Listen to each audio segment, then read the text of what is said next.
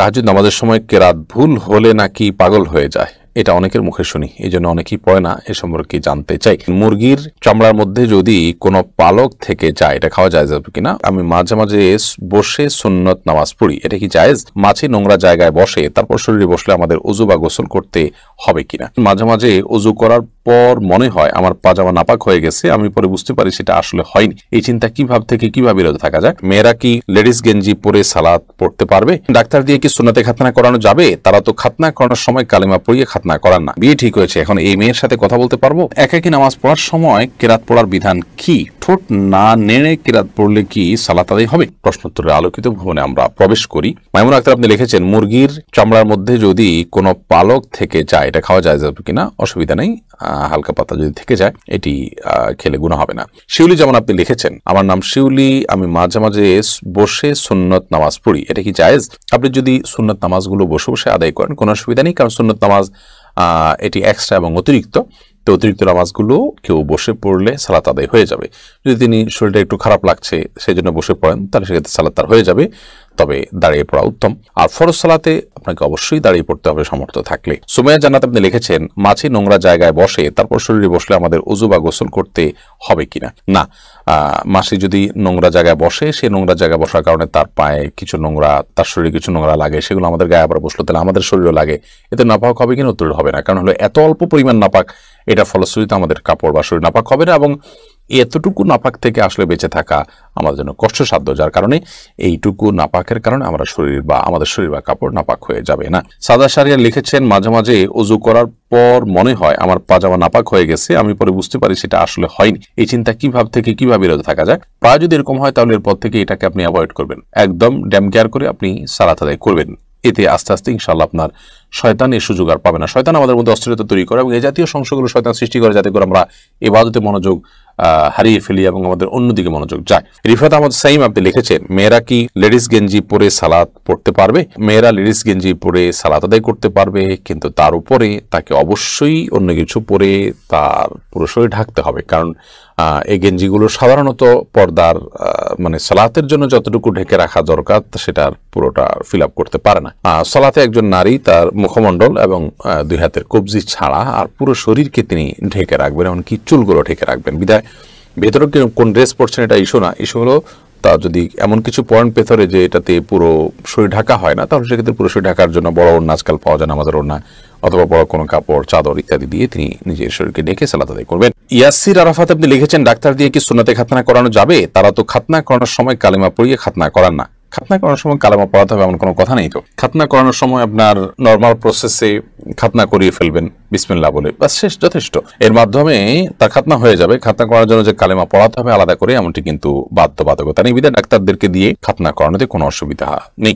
আকলিম আক্তার লিখেছেন, নামাজ কখন পড়া উত্তম? ওয়াক্ত শুরু হলে নাকি আজানের পর? ওয়াক্ত শুরু হলে দ্রুততার সাথে নামাজ পড়া উত্তম, তবে জোহর নামাজ খুব বেশি গরম হলে একটু দেরিতে পড়াটা উত্তম। এমনি মতিউর রহমান মতি আপনি লিখেছেন, বিয়ে ঠিক হয়েছে, এখন এই মেয়ের সাথে কথা বলতে পারবো? না, ঠিক হয়েছে, আপনি তখন কথা বলতে পারবেন না। বিয়ের আগদ হয়ে গেছে, প্রস্তাব সম্মতি হয়েছে দুজন সাক্ষীর সামনে, তারপর আপনি কথা বলতে পারবেন।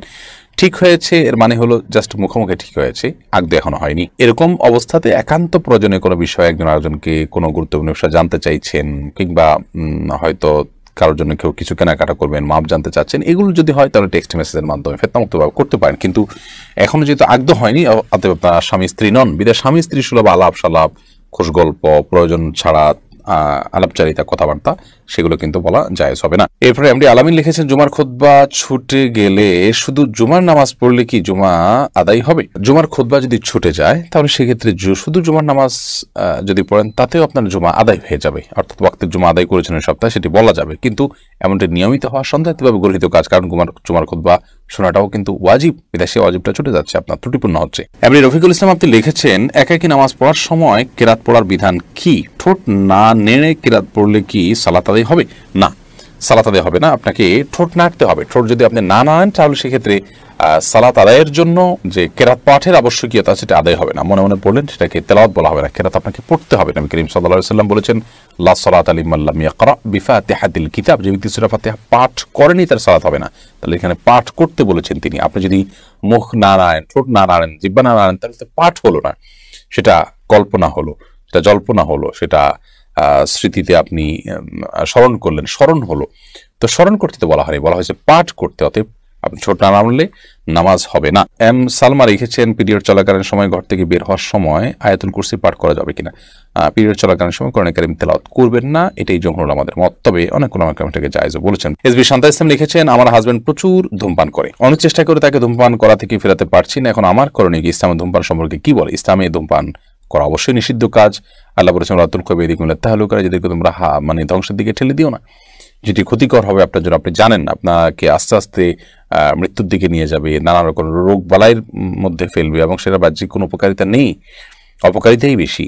তো সেক্ষেত্রে সেটি নিষিদ্ধ, না জায়েজ, গুনাহের কথা। বিধায় আপনার স্বামীকে আপনি বোঝানোর চেষ্টা করবেন, আল্লাহর ভয় দেখাবেন, এবং অন্যদেরকে দিয়ে বোঝাবেন, তার জন্য আল্লাহর কাছে দোয়া করবেন, বিভিন্ন উদ্যোগ আপনি গ্রহণ করবেন। আবিদ হাসান আপনি লিখেছেন, কর্মব্যস্ততার কারণে অনেক সময় ওয়াক্ত মতো নামাজ পড়া সম্ভব হয় না, কিন্তু প্রতিদিনই পরে কাজা আদায় করে নিয়ে এটি গুনাহ হবে? অবশ্যই গুনাহ হবে। নিয়মিত আপনি যদি এটা করেন তাহলে সেটা এক ধরনের অপরাধ, আপনি সালাতকে সমতা আদায় করছেন। আল্লাহ বলেছেন, ইন্না সালাতা কানাত আলাল মুমিনিনা কিতাবাম মাওকুতা, নিশ্চয়ই সালাত ইমানদারদের জন্য নির্দিষ্ট সময়ে পড়াটা এটা আল্লাহ তাআলার পক্ষ থেকে অবধারিত ফরজ করা হয়েছে। বিধায় সেই ফরজটাকে অবলীলা প্রতিদিন আপনি লঙ্ঘন করে যাবেন তথাকথিত ব্যস্ততায়, এই ব্যস্ততা আপনার জন্য জায়েজ নয়। আপনার ঈমান ধ্বংস হয়ে, তাকওয়া ধ্বংস হয়ে, আখিরাত এবং জান্নাত ধ্বংস হয়ে যদি দুনিয়ার অনেক কিছু অর্জন হয়, সেই অর্জনটা আপনার কাছে তুচ্ছ, সেটা আপনি গ্রহণ করার কথা নয়। আপনাকে যদি নিঃশ্বাস আটকে রেখে কাজ করতে বলা হয় এবং তার বিনিময়ে আপনাকে অনেক টাকা অফার করে, আপনি নেবেন না, কারণ জানে না থাকলে, জীবনে না থাকলে, বেঁচেই না থাকা গেলে এই টাকা দিয়ে আমি কী করবো? ঠিক একইভাবে নামাজে যদি পড়তে না পারি, আমার আখিরাত পুরোপুরি ধ্বংস হয়ে যায়, তাহলে সেক্ষেত্রে এই ব্যস্ততার কী মানে থাকতে পারে? আপনি আপনার পেশা, আপনার অবস্থান পরিবর্তন করে হলেও ওয়াক্ত মতো সালাত আদায় করতে হবে। মাঝে মধ্যে এরকমটি হতে পারে, সেই ভিন্ন কথা। মনি তানি আপনি লিখেছেন, অনেকের ধারণা মেয়েরা বাবার ভাইয়ের সম্পত্তি আনলে ভালো হয় না, ইসলাম আইন কি বলে? না, এটা মন গড়া কথা। বাবার ভাইয়ের সম্পত্তি বুঝে নেবেন, এই নেওয়াটাই বরং ভালো।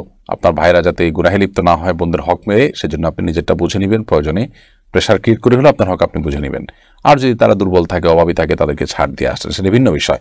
বাবার ভাই মেয়েরা নিলে তাদের অকল্যাণ হয়, এটি মূর্খতা সুলভ কথা, কুসংস্কার, এটি কোনো ভিত্তি নেই। কাজী নাজমুস সাকিব আপনি লিখেছেন, রুকু এবং বৈঠকে দৃষ্টি কোথায় থাকবে? আমরা দৃষ্টি কোথায় রাখবো? একটা মত হলো যে সর্বাবস্থা আমরা সেজদার যে জায়গা সেখানে আমরা দৃষ্টি রাখবো, আর বৈঠকে আমরা আমাদের কোলের দিকে দৃষ্টি রাখবো, এটি একটি মত। রুকুতে অনেকে বলেছেন যে দুই পায়ের যে মধ্যবর্তী জায়গা, এখানে আমাদের নজর থাকবে।